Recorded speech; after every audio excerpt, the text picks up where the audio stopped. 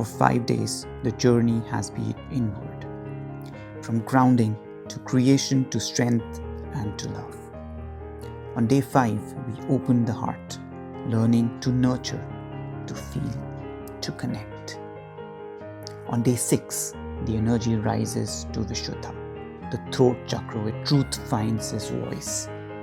This is the day of Maa Katyayani, born to sage Katyayani, a fierce warrior goddess who destroyed Mahishasura. She represents divine feminine power, the courage to remove illusions and restore harmony. But her message is deeper.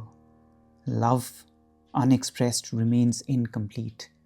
Through Vishuddha, we learn to speak with clarity, truth, and authenticity.